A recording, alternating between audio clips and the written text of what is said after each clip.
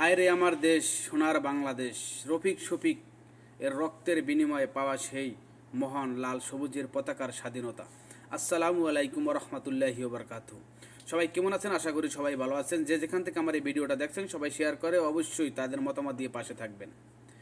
বাংলাদেশের প্রস্তুতিটা এমন হয়ে গেছে, কথা না বললেই নয়। বাংলাদেশ সম্পর্কে কোনো কিছু বলার নেই, সবাইরই অজানাও নেই, সবাই সব কিছু ভালো করে জানেন।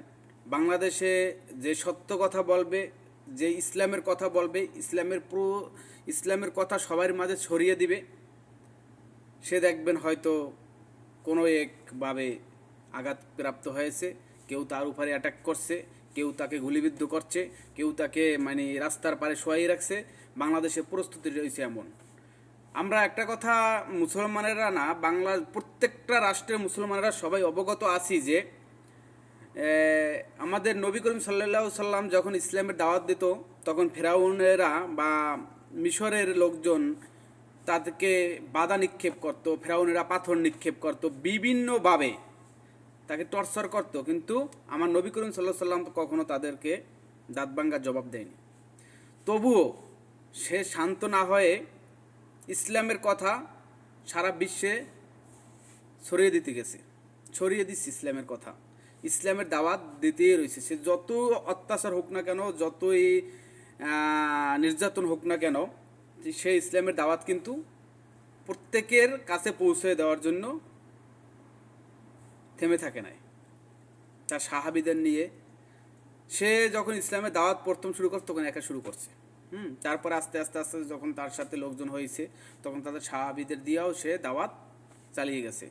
কিন্তু বাংলাদেশের প্রস্তুতিটা এমন হয়ে গেছে এখন, বাংলাদেশে আমার মনে হয় প্রত্যেকে এখন, আমি কি বলবো, নিজের কাঁচা চামড়ায় টান বাজে। বাংলাদেশটা মনে হয় আমার যে ওই প্রস্তুতিতে চলে গেছে, সবই ফেরাউনের কাতারে চলে গেছে। কারণ আমি দেখছি যারা ইসলামের কথা বলে, যারা ইসলামের ভালো চায়, যারা ইসলাম অনুযায়ী দেশ চালাতে চায়, তাদের উপরে একটা অ্যাটাক করবো, তাদের শত্রু এমন কায়দায় চারোদিকে চেপে ধরবো, ঠিক আছে, কেমনও করা যায় না। যেমন ওসমান হাদি, সে দেশকে চাইছে ইসলামের পথে নিয়ে যেতে। সে ইসলামের পথের দাওয়াত দিতে গেছে, দেশের উন্নয়ন করার জন্য কথা বলছে, সত্য কথাগুলো বলছে।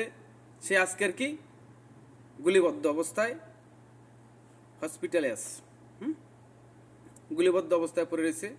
সে হসপিটালে হাসপাতালে আছে। আল্লাহ পাক রব্বুল আলমিনের কাছে লাখো কোটি দোয়া, হে আল্লাহ, যদি জীবনে মুসলমানরা যদি কোনো ভালো কাজ করে থাকে, আমি সহকারে যদি কোনো ভালো কাজ করে থাকি, তোমার যেটা পছন্দ হয়েছে, সেই উপলক্ষে হলেও ওসমান হাদিকে আমাদের মাঝে সুস্থভাবে ফিরিয়ে দিন। সেই ইসলামের পথে কথা বলছে রব্বুল আলামিন।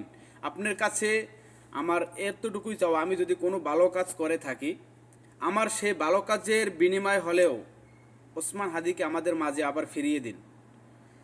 ওসমান হাদি যখন রিক্সা দিয়ে যেতেছিল, তখন তার পিছনে একটা বাইক ছিল, বাইকে দুইজন লোক ছিল। তো ওই বাইকে থেকে তার ঠিক মাথা বরাবর নাকি গুলি চালাইছে।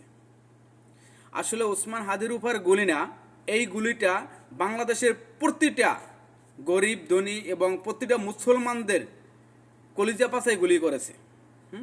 তাই তো আমি সবার উদ্দেশ্যে একটা কথা বলি, ওসমান হাদির কে যারা গুলি করেছে তাদের যতক্ষণে বিচার না হবে, ততক্ষণে বাংলাদেশে যারা আছেন ইসলাম সহকারে মুসলমানেরা রাজপথ থেকে আপনারা সরবেন না।